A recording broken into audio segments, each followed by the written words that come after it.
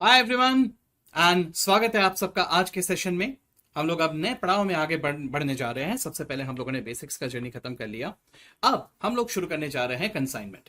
ठीक है, तो जैसे कि मैं उम्मीद करता हूं कि आपने इसके पहले के सीरीज बराबर देखे हैं और वहां पे हमने देखा कि ऑन एन एवरेज हमारे 9 मार्क तो पक्के हैं वहां पे। ठीक है, अब उसके आगे अगर मैं आ रहा हूं तो कंसाइनमेंट। अब कंसाइनमेंट के ऊपर क्या सर क्वेश्चन आएगा? तो पॉइंट ये है कि कभी कभी इसके ऊपर एग्जाम में कुछ भी क्वेश्चन नहीं आए, ऐसा भी हो चुका है।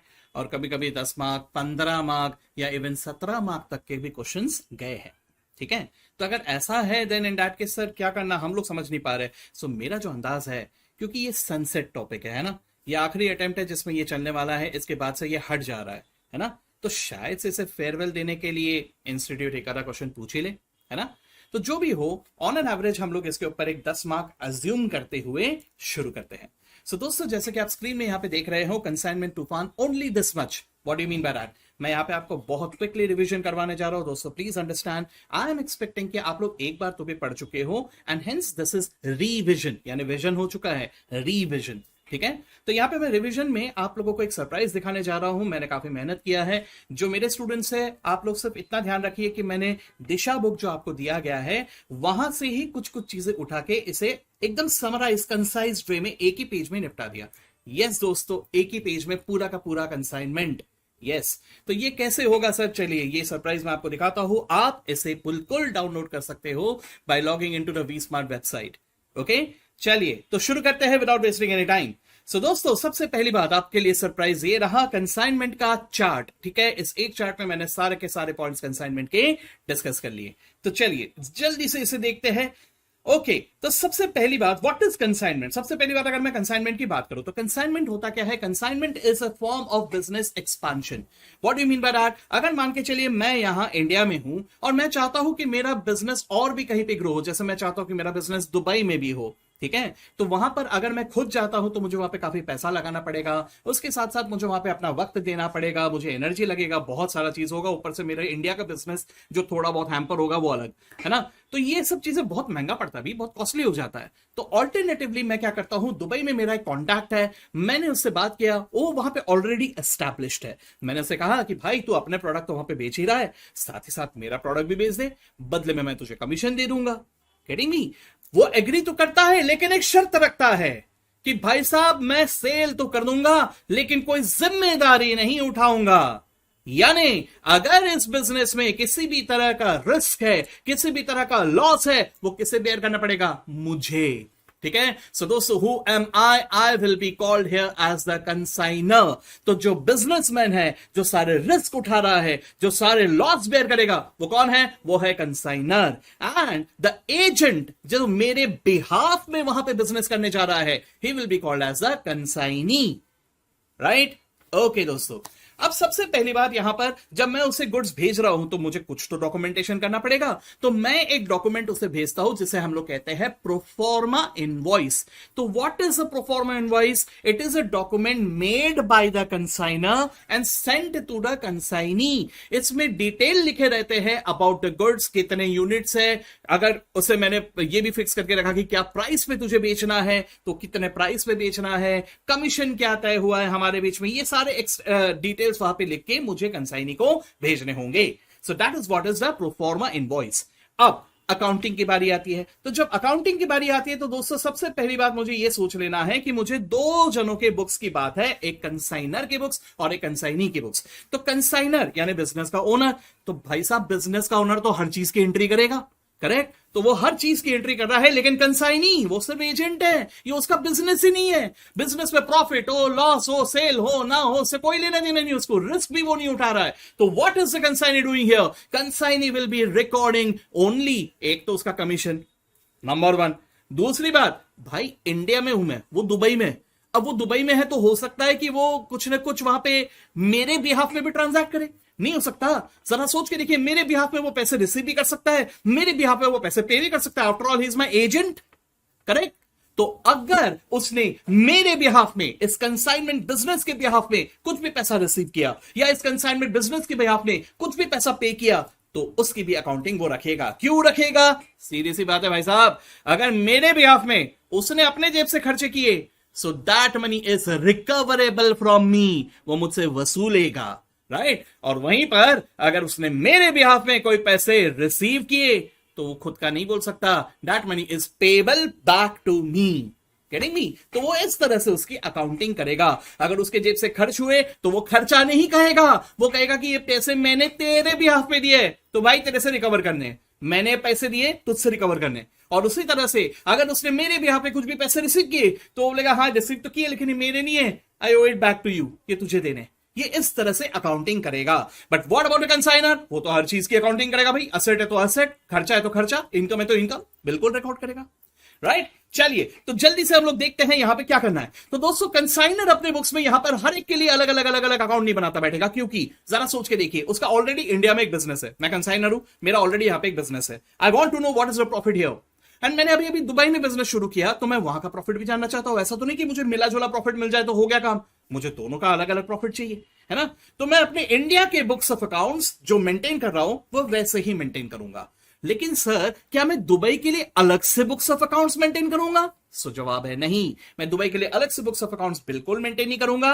मैं इंडिया के बुक्स में ही एक अलग अकाउंट बना लूंगा जिसका नाम होगा कंसाइनमेंट अकाउंट, ठीक है। अब जरूरी नहीं कि मेरा एक ही कंसाइनमेंट हो दुबई में, और भी जगह पे ऐसे कंसाइनमेंट हो सकते हैं, है ना। तो मैं वहां पे स्पेसिफाई करूंगा कंसाइनमेंट इन दुबई, या एजेंट का नाम है मिस्टर अली, ठीक है, तो मैं वहां पे लिख दूंगा consignment with Ali account, getting me. तो जो भी है मैं वहां पर उस तरह से एक अलग अकाउंट बनाऊंगा और उस कंसाइनमेंट बिजनेस से रिलेटेड हर खर्चे यहां डेबिट और हर इनकम यहां credit, right? So what is consignment account? It is the account representing all nominal accounts. It is the account representing all expenses and income of consignment, not your regular business. ठीक है?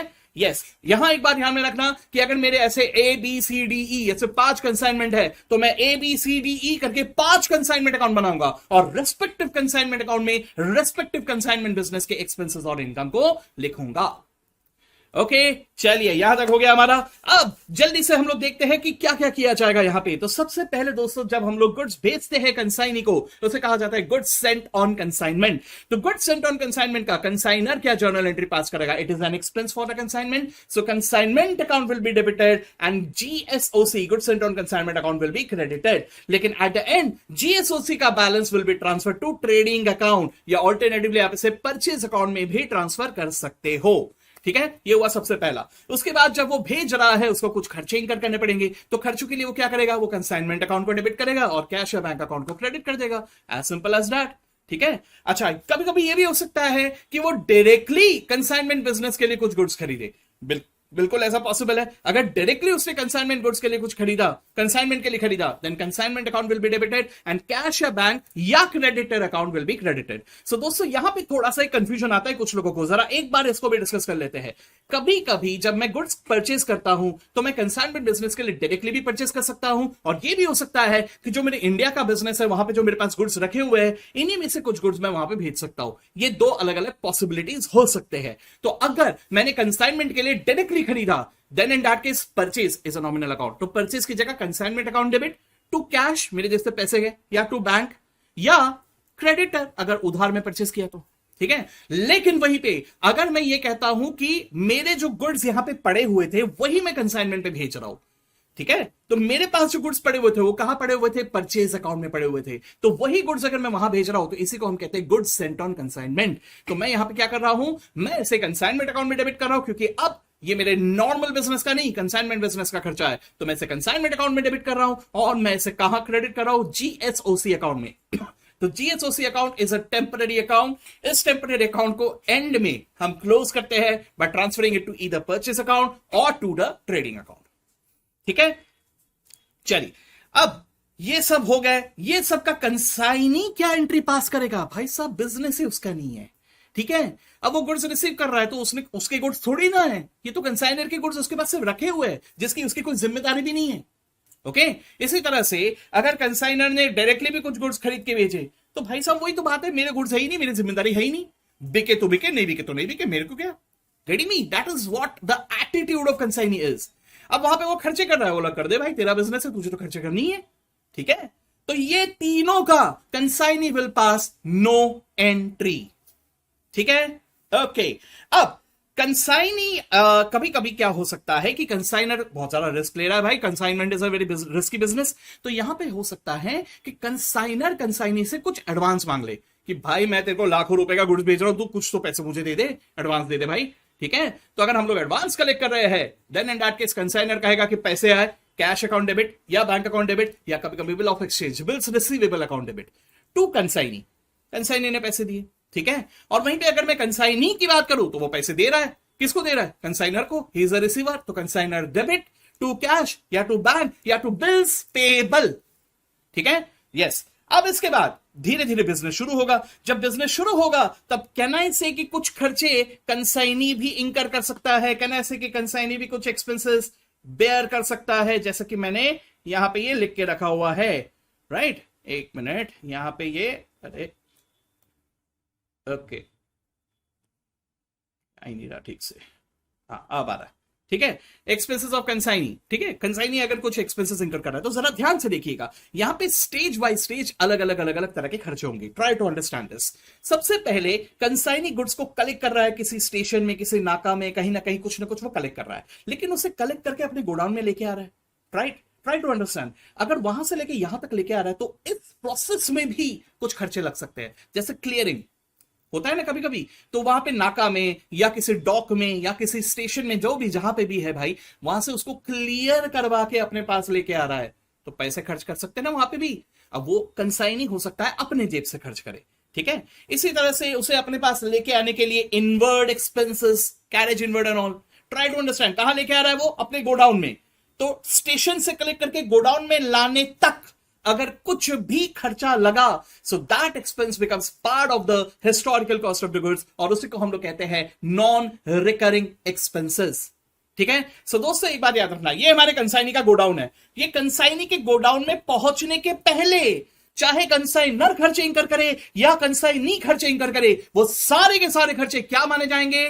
ये सारे के सारे खर्चे माने जाएंगे नॉन रिकरिंग एक्सपेंसेस। ठीक है सर, इससे क्या फर्क पड़ता है? इससे लॉस या स्टॉक वैल्यूएशन में फर्क पड़ता है। ठीक है, तो ध्यान रखना है इस बात को। अच्छा, अब ये गोडाउन में आ गए, गोडाउन में आने के बाद क्या उसके बाद कोई खर्चे नहीं लग सकते? अरे भाई उसके बाद भी खर्चे लग सकते, क्यों नहीं लग सकते? गोडाउन का रेंट, गोडाउन में काम करने वाले लोगों का सैलरी, एडवर्टीजमेंट एक्सपेंसेस, ये सब चीजें लग सकते हैं ना। तो ये सब जो खर्चे हैं इनको कहा जाएगा रिकरिंग, ये नॉन रिकरिंग नहीं है, ये है रिकरिंग। कभी कभी यहां पहुंचने के पहले के खर्चों को नॉन सेलिंग भी कहा जाता है, और यहां पहुंचने के बाद के खर्चों को सेलिंग भी कहा जाता है। ठीक है, चलिए एनीवेज, तो हमें स्टॉक या लॉस वैल्यूएशन के वक्त सिर्फ नॉन रिकरिंग या सिर्फ नॉन सेलिंग वाले ही कंसिडर करने होते हैं, तो इसलिए यह डिफरेंशिएशन किया जाता है। बाकी एंट्री वाइज तो सेम है भाई, खर्चा तो खर्चा है कि नहीं?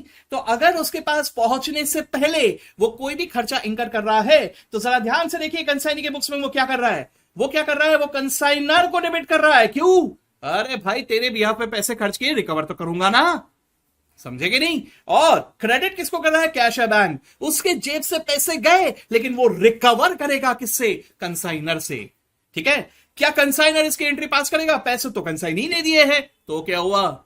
बिजनेस तो कंसाइनर का है, तो उसे रिकॉर्ड करना होगा, वो खर्चे को रिकॉग्नाइज करेगा। कैसे? By debiting consignment account. So he will debit consignment because it is an expense, but he will not credit cash back, क्योंकि मेरे जेब से पैसे नहीं गए, किसके जेब से गए? Consignee. So he will credit the consignee, he is showing his obligation towards the consignee कि भाई तेरे को पैसे देने हैं, राइट? ओके, अब आगे भी तो खर्चे हो सकते हैं ना। यहां पर जैसे अभी मैंने गुड्स गोडाउन में पहुंचने के पहले के खर्चे कहा, अब गोडाउन में पहुंचने के बाद भी खर्चे हो सकते हैं। After goods reach his place, तो क्या होगा भैया? एंट्री वाइज सेम होगा।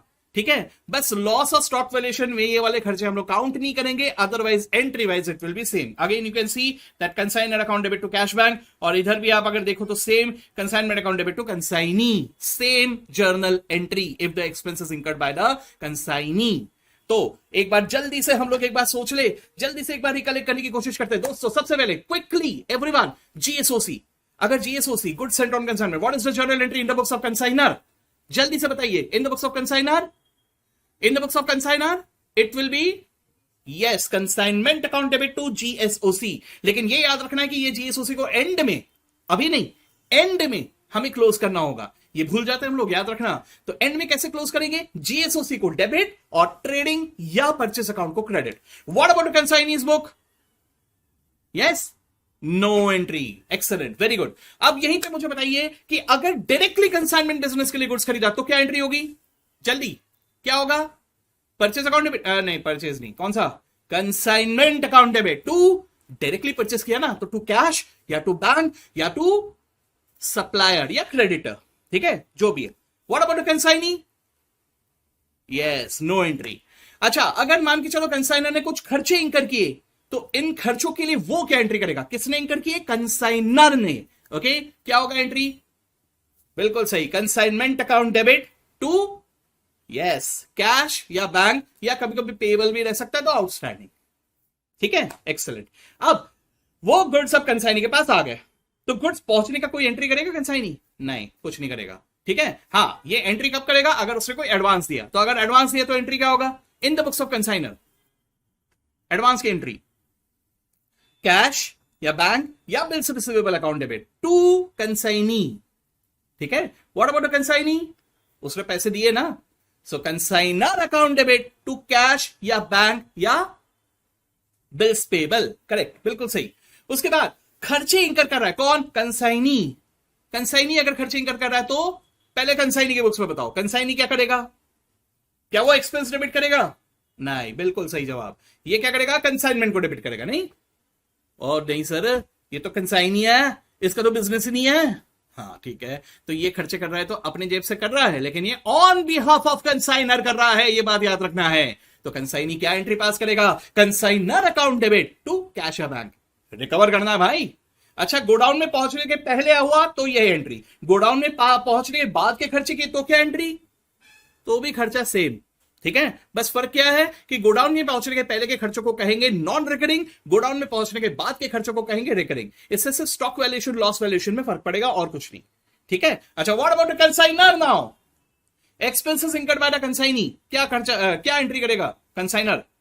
यस, ये कंसाइनमेंट अकाउंट को डेबिट करेगा भाई, इसका तो एक खर्चा है ना, तो कंसाइनमेंट अकाउंट को डेबिट करेगा और क्रेडिट करेगा टू कंसाइनी। इसके जैसे पैसे नहीं गए, पेबल। ओके, चाहे ये गोडाउन में पहुंचने के पहले का हो या बाद का हो, सेम एंट्री। यहां तक क्लियर? ओके, जल्दी से देखते हैं अभी आगे। नेक्स्ट, अब सेल हो रहा है। सेल कौन कर रहा है मुझे बताइए? कंसाइनी। कहां बैठ के कर रहा है? उधर दुबई में बैठ के सेल कर रहा है। अब जरा मुझे बताइए, अगर उसने कैश सेल में दो बातें हो सकते हैं, कैश और क्रेडिट। करेक्ट। अब उसने अगर कैश सेल किया, वो क्या करेगा? कहने से कि पैसे वो रिसीव कर रहा है, मैं नहीं, है ना। लेकिन सोच समझ के, क्या ये उसका इनकम है? क्या ये उसका सेल है? नहीं, he is just an agent. वो मेरे लिए सेल कर रहा है। समझ रहे हो बात को? So he is collecting the money, but it is not his income, it is my income. Okay, so मेरा इनकम अगर उसके जेब में जा रहा है, वो उसे कैसे रिकॉग्नाइज करेगा? वो कैश या बैंक को करेगा डेबिट, और वो पैसे वो मुझे पेबल दिखाएगा। यानी वो क्या करेगा? कैश या बैंक को डेबिट करेगा और कंसाइनर को क्रेडिट करेगा, payable to the consignor. Right, okay. अब जरा सोच समझ के, ये उधार में भी तो सेल हो सकता है, नहीं हो सकता? क्रेडिट सेल, है ना। अगर क्रेडिट सेल हुआ तो भाई साहब डेटर्स अकाउंट को डेबिट करेगा कंसाइनी।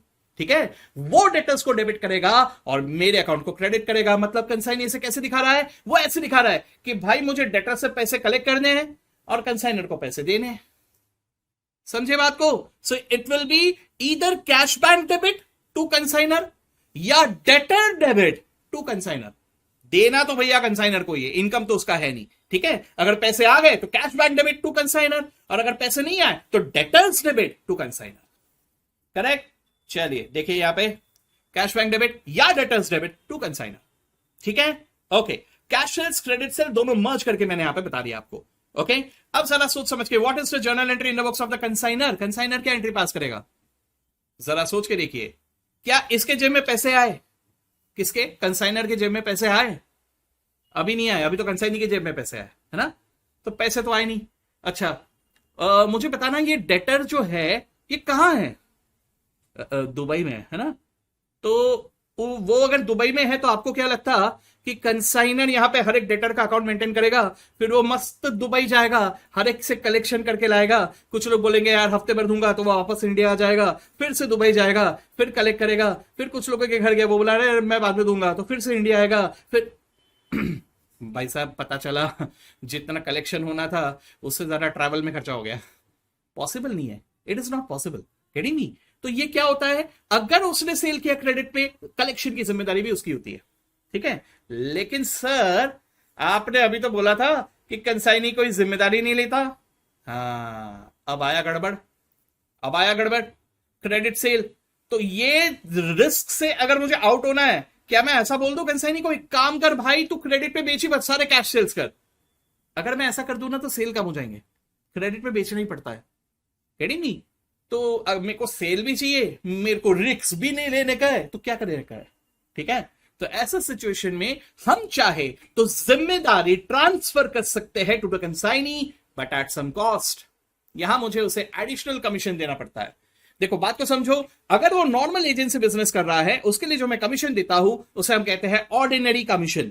लेकिन अगर मैं चाहता हूं कि भाई तूने जो उधार वाले सेल किए उनको भी वसूल कर दे, ये जिम्मेदारी भी तू ले ले, ठीक है, तो उसके लिए मुझे अलग से उसे कमीशन देना पड़ेगा, जैसे हम क्या कहते हैं, डेल क्रेडिटरी कमीशन, ठीक है। तो अगर मैंने डेल क्रेडिटरी कमीशन दे दिया, यानी मैंने कलेक्शन की जिम्मेदारी कंसाइनी को पास ऑन कर दिया, अब कलेक्शन में कुछ भी गड़बड़ हुआ, बैड डेट्स हुआ, तो वो जिम्मेदार है, ही विल बेयर इट। लेकिन अगर मैंने डेल क्रेडिटरी कमीशन नहीं दिया, मैंने कंसाइनी को बोला भाई तू रिकवर कर दे, कंसाइनी बोला मेरे को डेल क्रेडिटरी कमीशन दो, मैं बोला नहीं दूंगा जा, तो कमीशन अगर नहीं मिला तो कुछ जिम्मेदारी लेगा क्या? उसको नॉर्मल कमीशन मिल रहा है, नॉर्मल कमीशन तो सिर्फ सेल करने का था ना, कलेक्ट करने का थोड़ी ना था, गेटिंग मी? तो अब अगर कोई बैड डेट हुआ, वो बेयर नहीं करेगा, ये बेयर किसको करना पड़ेगा?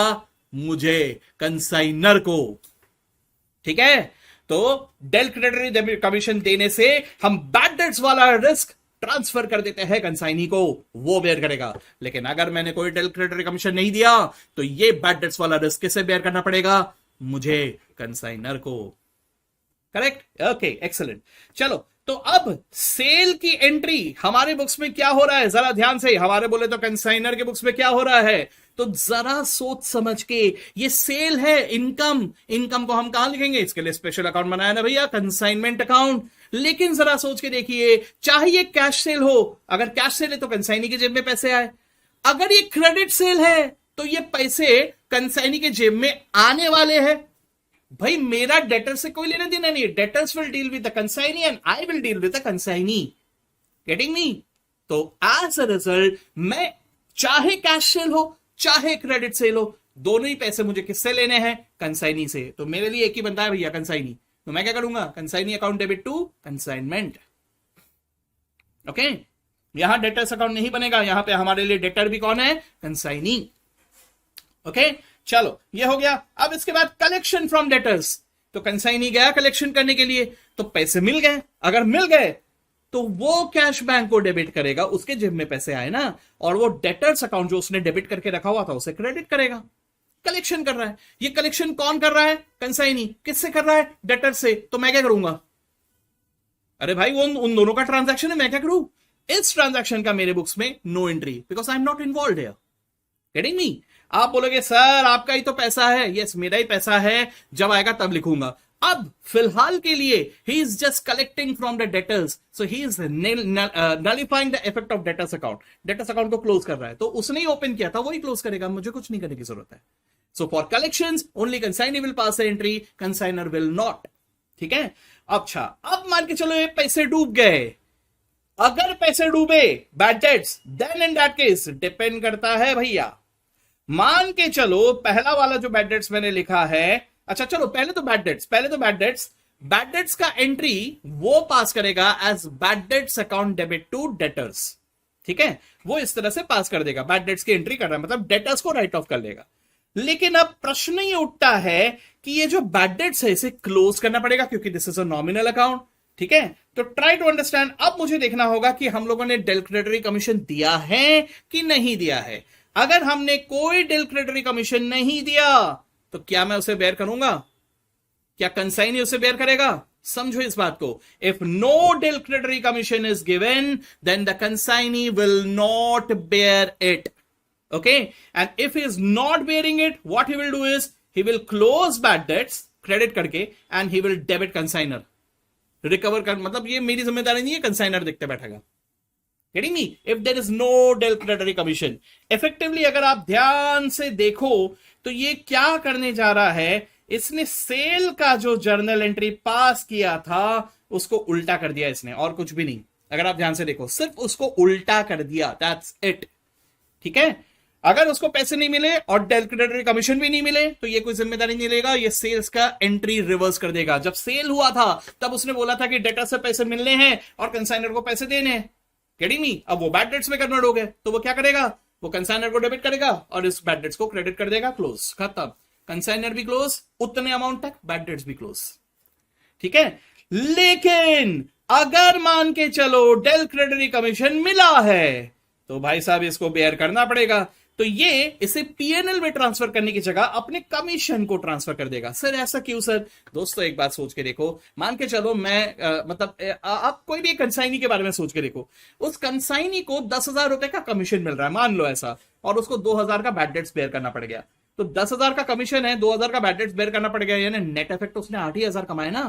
तो ट्राई टू अंडरस्टैंड, यहां वो क्या करता है, उस बैड डेट्स को अपने कमीशन अकाउंट में से एडजस्ट कर लेता है. Commission is revenue for him, तो यहां पे वो कमीशन को ही डेबिट करता है ताकि ऑटोमेटिकली वो एडजस्ट हो जाए in the amount of the commission. ठीक है, चलो ये हुआ. और what about the consignor? The consignor will pass here no entry. क्यों सर? क्योंकि भाई साहब हमने डिक्लेरेटरी कमीशन दे दिया.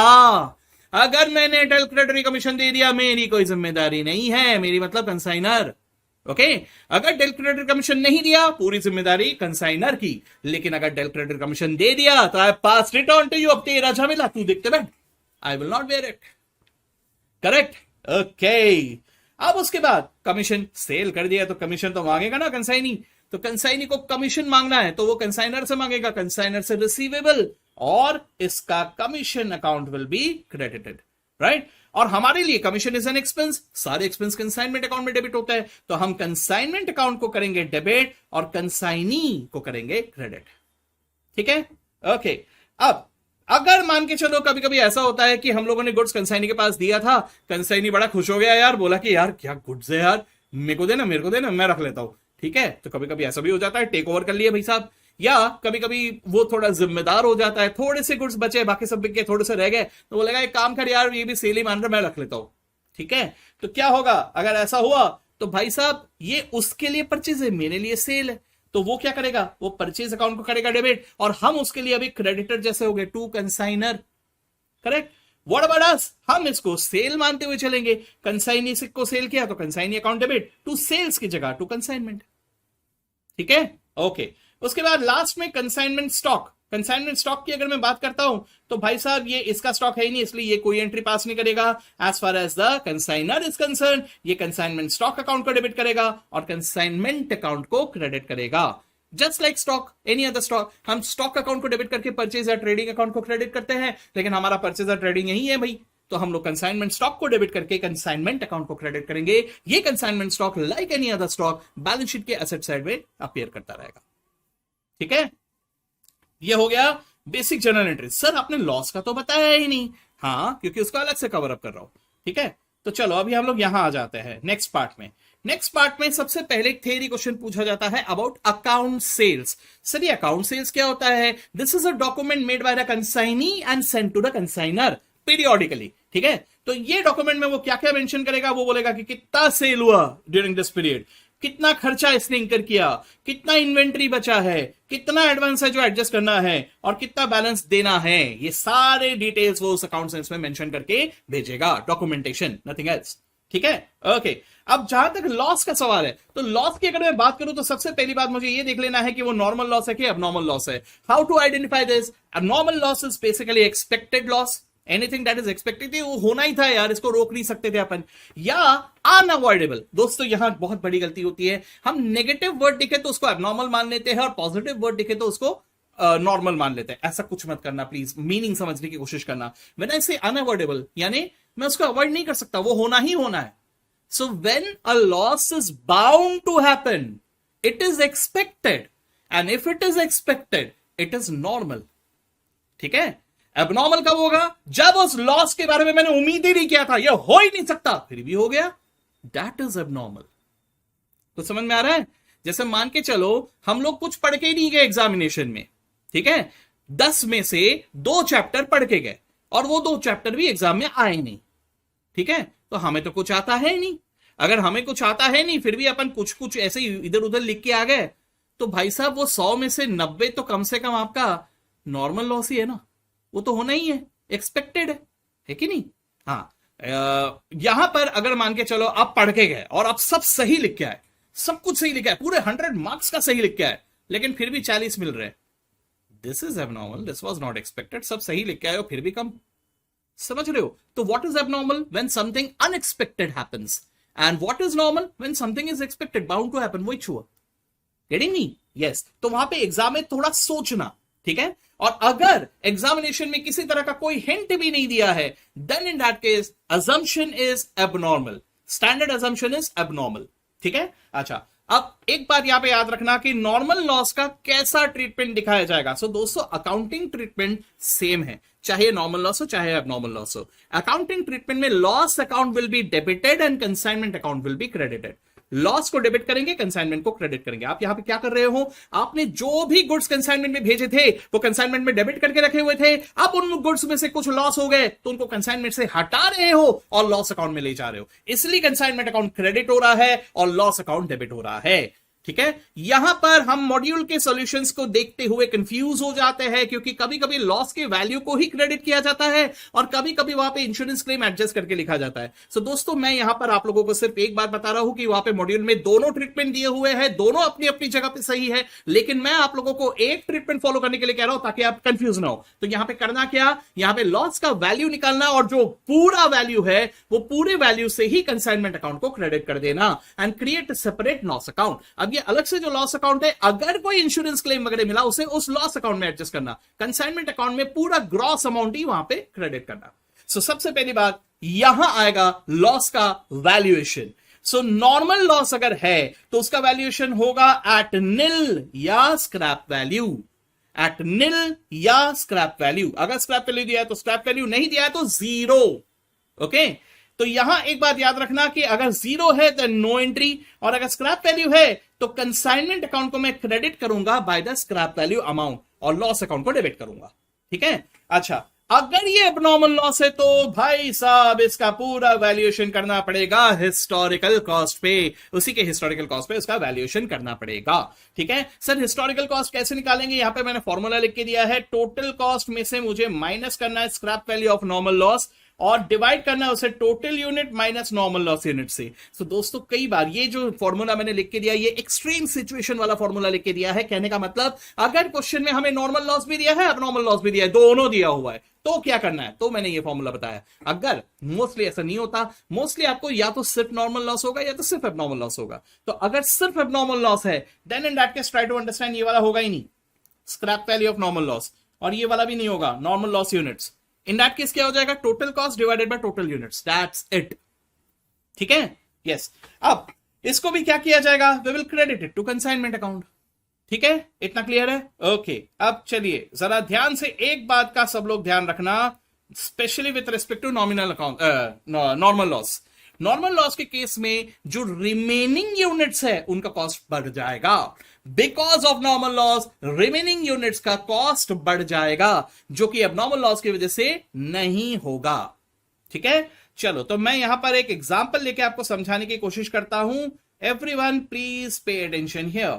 ठीक है? देखिए दोस्तों, तो मैं पहले आपको एक नॉर्मल लॉस का एग्जांपल दे रहा हूं. ठीक है? सो दोस्तों देखो, यहां पे मान के चलो हमारे पास 10,000 यूनिट्स है. ठीक है? जो हमने कंसाइनमेंट बिजनेस में भेजे हैं. 10,000 यूनिट्स की कीमत है मान के चलो एट रेट 50. ठीक है? तो एट रेट 50 अगर मैं इनका वैल्यू कैलकुलेट करता हूं तो ये आ जाता है 10,000 इंटू 50. ये कितना आ जाता है? 5 लाख रुपए. ठीक है? ओके.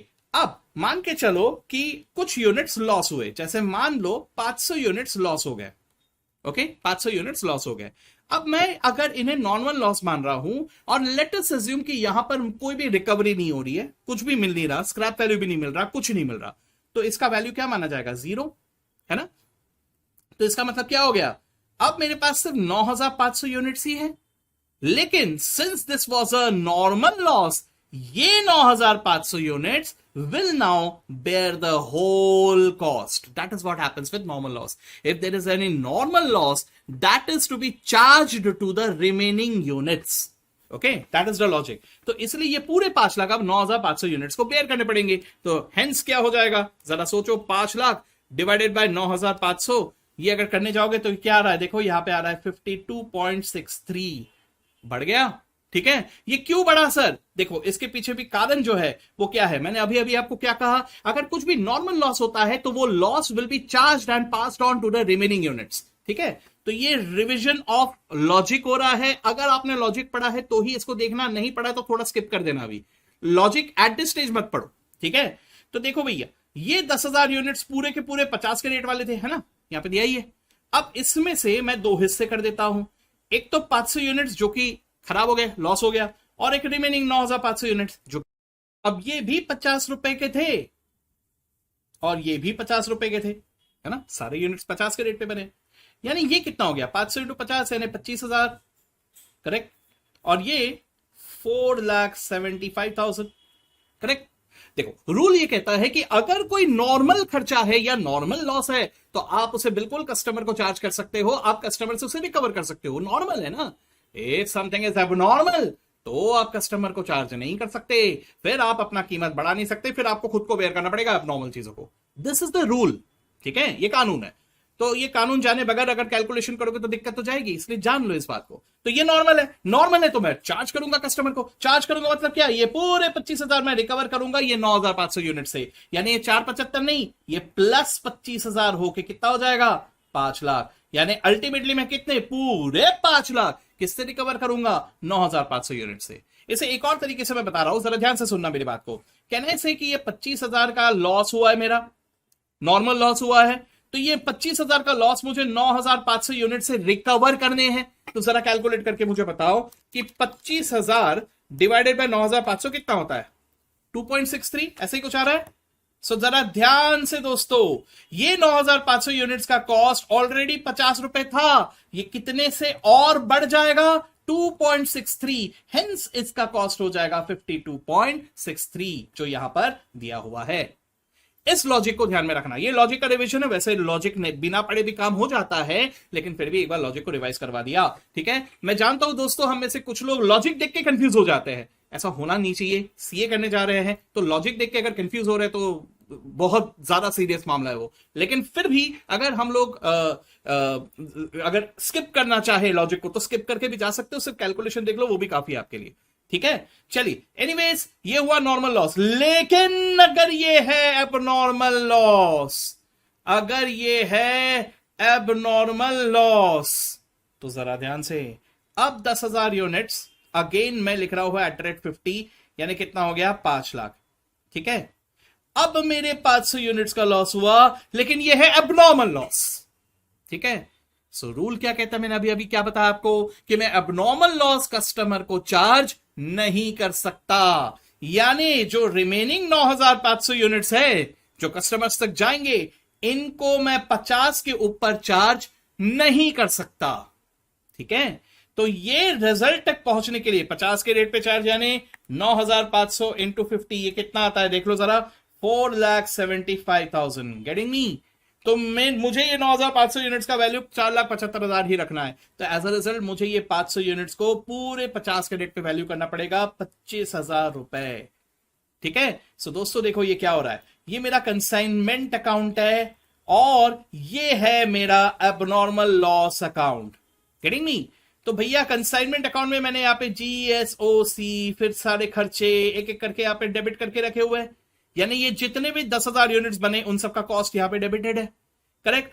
अब अगर वो लॉस हो गया तो यहां के डेबिट से मैं उसे हटाऊंगा। कैसे? यहां से हटाऊंगा और अबनॉर्मल लॉस पे ले जाऊंगा। तो यहां से मैंने 500 यूनिट्स का 50 रुपए के हिसाब से 25,000 रुपए यहां से निकाल दिया और उसे कहा ले गया यहां 25,000। हैंडराइटिंग खराब आया तो भी चलेगा फिलहाल के लिए, बस आप फटाफट रिवाइज करो, ठीक है। अब ये लॉस है, लॉस में हो सकता है इंश्योरेंस क्लेम मिल जाए मुझे, या कुछ और किसी भी तरह से कुछ भी रिकवर हो जाए। अगर मान के चलो कुछ रिकवर हो गया, जैसे मान लो मैं कहता हूं कि 18,000 रुपए मुझे मिल गए, तो अगर मुझे कुछ भी पैसा मिला तो यहां पे क्रेडिट करोगे आप कैश या बैंक या इंश्योरेंस कंपनी, अगर कुछ भी रिकवरेबल रहा फ्रॉम द इंश्योरेंस कंपनी तो जैसे मैंने कहा कि 18,000 रुपए मिले, वो यहां क्रेडिट होगा, कैश या बैंक या insurance company debit to abnormal loss, ठीक है।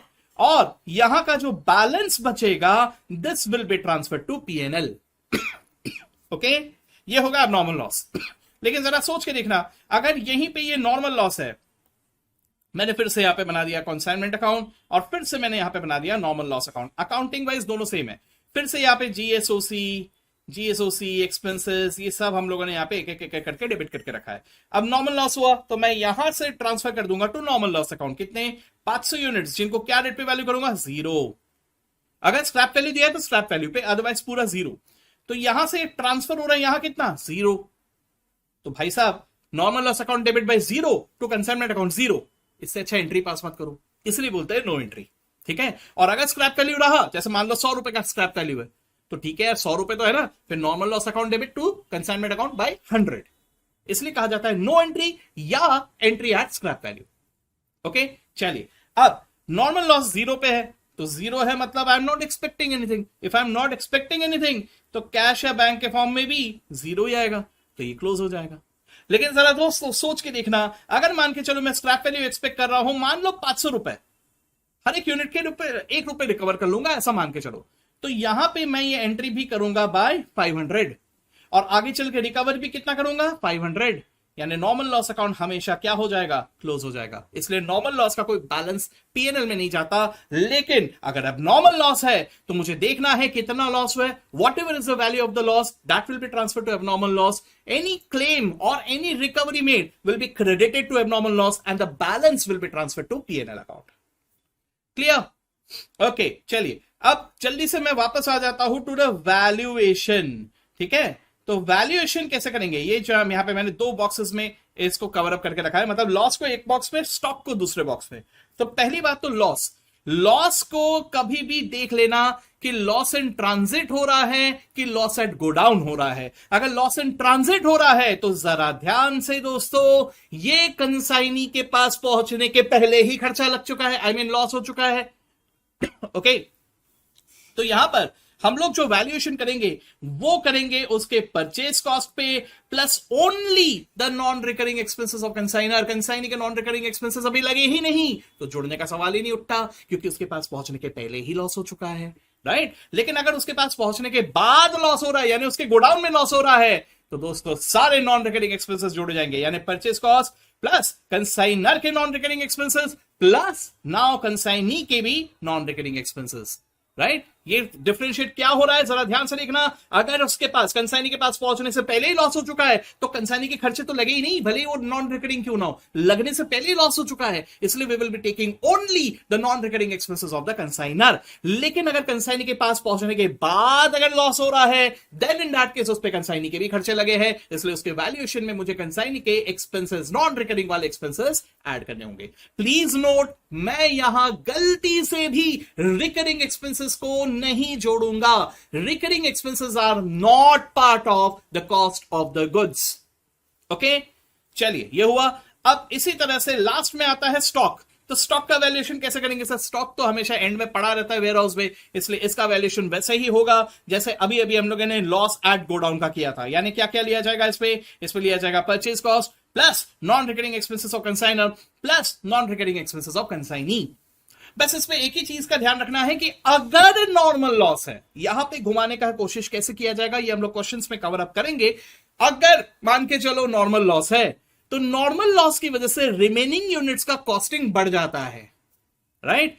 सो कभी कभी ये कॉम्बो दिया जाता है कि क्वेश्चन में एक नॉर्मल लॉस देंगे और स्टॉक वैल्यूएशन करने के लिए कहेंगे, तो ये याद रखना कि अब रिमेनिंग स्टॉक का वैल्यू बढ़ जाएगा। जो अभी अभी मैंने कहा था ना 50 का 52.63 हो गया, तो यहां पर भी वो वैल्यू बढ़ जाएगा।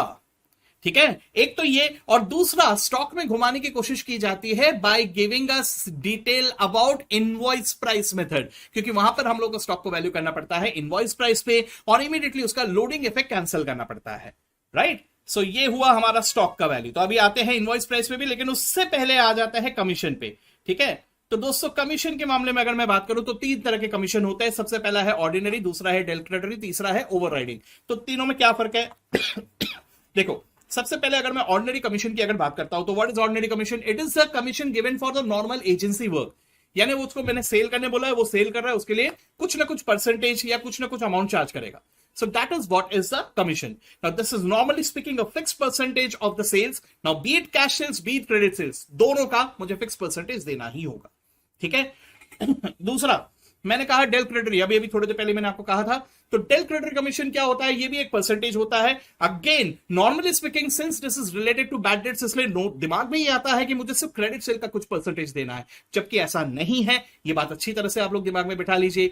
ये हो सकता है कि हमें यहां कैश और क्रेडिट सेल दोनों में देना पड़े। ऐसा क्यों होता है? इसके पीछे एक बहुत ही सिंपल सा कारण है। आपको ये तय पहले ही करना होगा कि कितना कमीशन देना है सेल होने से पहले। अब सेल होने से पहले ये थोड़ी ना पता है कि कैश सेल्स कितना है और क्रेडिट सेल्स कितना है, ये थोड़ी ना पता है, गेटिंग मी? और जरा सोच के देखो, अगर सेल होने से पहले ही आपने उसको बोला है कि भाई मैंने तेरे को जो क्रेडिट सेल होगा ना उसका कुछ परसेंटेज दूंगा, ऐसा बोल के रखा है, तो इमेजिन करो वो क्या करेगा फिर। उसके पास एक कस्टमर आया, बोलेगा कि हाँ ये लो पैसे लो। बोला नहीं नहीं नहीं पैसे मत दे, पैसे मत दे, मुझे पैसे नहीं चाहिए। बोला क्यों? अरे मेरे को कमीशन नहीं मिलता रे, मेरे को सिर्फ क्रेडिट सेल का कमीशन देता है। तो कस्टमर अगर कुछ पैसे भी देने जा रहा है तो कंसाइनी मना कर देगा, बोलेगा रहने दे बाबा, मेरे को क्रेडिट सेल ही होना। ट्राई टू अंडरस्टैंड, ऐसा नहीं हो, इसलिए हमें उसे ये जो कमीशन देना पड़ता है वो चाहे कैश से लो चाहे क्रेडिट से लो, दोनों पे देना पड़ता है, ठीक है। यस। अब तीसरा आता है overriding commission. Now what do you mean by overriding commission?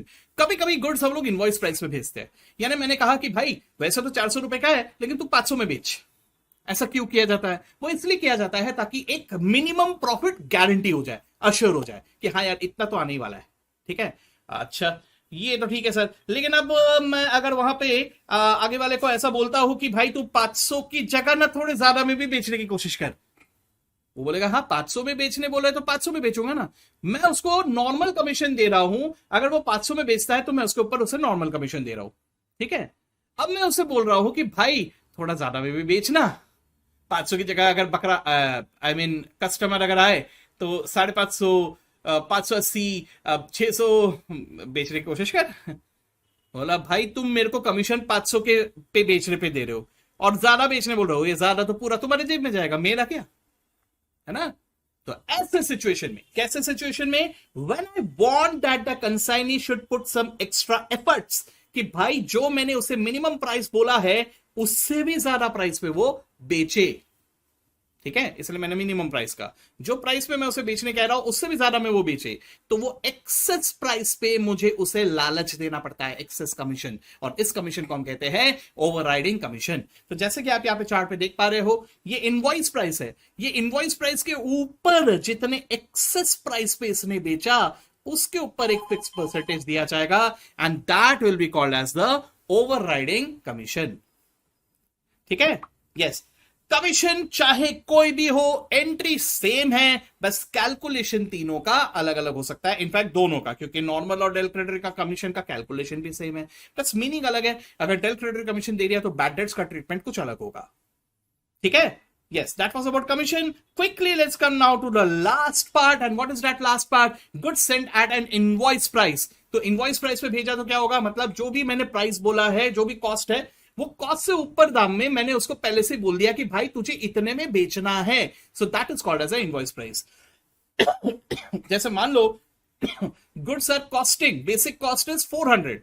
तो मैं चाहता हूं कि वो 500 में बेचे, तो वो 500 के प्राइस को मैं लॉक करना चाहता हूं। इसका मतलब क्या हुआ? मैं 100 रुपए का प्रॉफिट लॉक कर लेना चाहता हूं।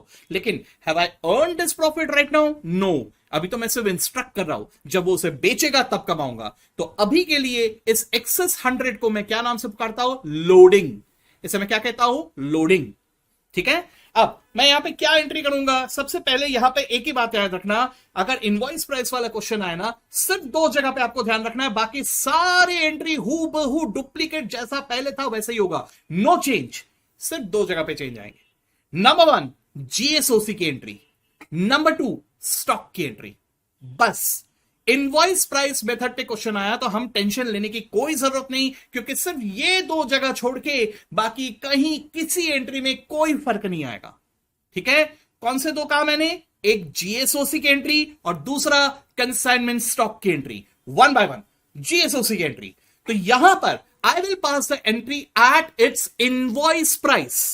मैं एंट्री किस पे पास करूंगा, इनवॉइस प्राइस पे। ठीक है, तो जो भी इनवॉइस प्राइस है उस पे मैंने एंट्री किया। क्या एंट्री किया, कंसाइनमेंट अकाउंट डेबिट टू जीएसओसी।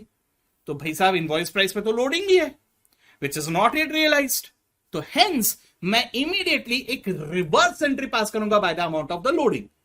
मान के चलो मैंने 500 रुपए से एंट्री पास किया, कंसाइनमेंट अकाउंट डेबिट टू जीएसओसी, 500 रुपए में 100 रुपीज इज लोडिंग, तो मैं उल्टा एंट्री करूंगा, GSOC account to consignment 100 rupees. Getting me, ये हो गया पहला। ओके, दूसरा जो है वो है कंसाइनमेंट स्टॉक। तो कंसाइनमेंट स्टॉक के लिए क्या एंट्री की जाएगी, कंसाइनमेंट स्टॉक का एंट्री तो सेम है, consignment stock account debit to consignment, लेकिन इसका वैल्यूएशन किया जाएगा इसके इनवॉइस प्राइस पे। तो दोस्तों यहां पे ध्यान रखना, जैसे मैंने यहां कहा था purchase cost plus non recurring expenses of consignor plus non recurring expenses of consignee, यहां पर एक ही डिफरेंस है, परचेज कॉस्ट की जगह आ जाएगा invoice price of the goods plus non recurring expenses of the consignor plus non recurring expenses of the consignee. यानी वो नॉन रिकरिंग एक्सपेंसेस सेम है, बस फर्क कहां पड़ा, परचेज कॉस्ट की जगह क्या लिया मैंने, इनवॉइस प्राइस, दैट्स इट। ठीक है, ओके। अब यहां सबसे पहले मैं एंट्री करूंगा consignment stock account debit to consignment invoice price पे, लेकिन मुझे मालूम है कि इसमें लोडिंग भी इंक्लूडेड है, तो अब मैं कैलकुलेट करूंगा इसका लोडिंग, और वो जो लोडिंग है इसके लिए मैं क्या करूंगा, रिवर्स एंट्री पास करूंगा। लेकिन ये रिवर्स एंट्री पास करते वक्त स्टॉक को क्रेडिट ना करते हुए कंसाइनमेंट को डेबिट करके मैं स्टॉक की जगह स्टॉक रिजर्व अकाउंट में क्रेडिट करूंगा, स्टॉक की जगह स्टॉक रिजर्व अकाउंट में क्रेडिट करूंगा। ठीक है, that's the only change. Okay, बाकी मेन जो है यहां वो कैलकुलेशन है, ये आप लोग भी जानते हो, राइट। यहां पे कैलकुलेशन परसेंटेजेस को लेके हमें घुमाने की कोशिश की जाती है, तो वो हम लोग क्वेश्चन आंसर प्रैक्टिस सेशन में कवर अप करेंगे, वैरायटीज ऑफ क्वेश्चंस को देखेंगे। तो दोस्तों ये है हमारा कंसाइनमेंट ओवरऑल। इसमें अब थोड़ा हमें कैलकुलेशंस का प्रैक्टिस करना है, उसके बगैर हमें पूरा कॉन्फिडेंस नहीं आता, लेकिन अदरवाइज एक जल्दी से क्विक रिवीजन हमारा हो चुका है। हम लोगों ने एक बार जर्नल एंट्रीज भी देख ली कंसाइनमेंट की क्या होता है, कंसाइनर की बुक्स पे भी, कंसाइनी की बुक्स पे भी, अकाउंट करंट अकाउंट क्या होता है, सॉरी प्रोफॉर्मा इनवॉइस क्या होता है, देन अकाउंट सेल्स क्या होता है, उसके बाद हम लोगों ने लॉसेस कौन से अलग अलग वैरायटीज के होते हैं, उनका वैल्यूएशन कैसे होता है, स्टॉक वैल्यूएशन कैसे होता है, कमीशन कौन से वैरायटीज के होते हैं, ये सारे के सारे चीजें हम लोगों ने देख ली, इंक्लूडिंग इनवॉइस प्राइस मेथड। बस उसका कैलकुलेशन जब तक नंबर सामने नहीं आते तब तक हम लोग समझ नहीं पाते, तो उसको हम लोग कवर अप करेंगे in the question answer practice session. So दोस्तों आई रियली होप कि आप लोगों को यहां पर जल्दी से जल्दी इसको रिवाइज करने में काफी हेल्प हुआ। जहां तक मेरा ख्याल है अभी तक अप्रोक्सीमेटली कुछ 45 मिनट के आसपास ही कुछ हुए हैं, तो अगेन 45 से 50 मिनट के आसपास यानी 1 घंटे के अंदर ही हम लोगों ने एक और चैप्टर पूरा अच्छी तरह से रिवाइज कर लिया। बस अब हमें क्वेश्चन आंसर प्रैक्टिस की जरूरत है। So day after tomorrow we will meet again with the Q&A practice session. Okay, इसमें भी हम लोग पिछले 5 आरटीपी के सारे कंसाइनमेंट के क्वेश्चंस देख लेंगे, पिछले 5 पीवाईक्यू के जितने भी कंसाइनमेंट के क्वेश्चंस थे वो भी देख लेंगे, उसके अलावा कुछ आईएमपीज जो मेरे एंड से होंगे वो भी देख लेंगे, including true and false of the question of consignment. ठीक है, चलिए दोस्तों, so I hope this was beneficial to you. If this was beneficial to you and you feel that this will be beneficial to anyone else also, please pass it on to them. Okay, चलिए तो यहां पे मैं and करता हूं। अगर कुछ रहा आप लोगों को कुछ और कुछ पूछना है, anything, then please reply on the comment box. Okay, चलिए, so let's end it here. All the best all of you.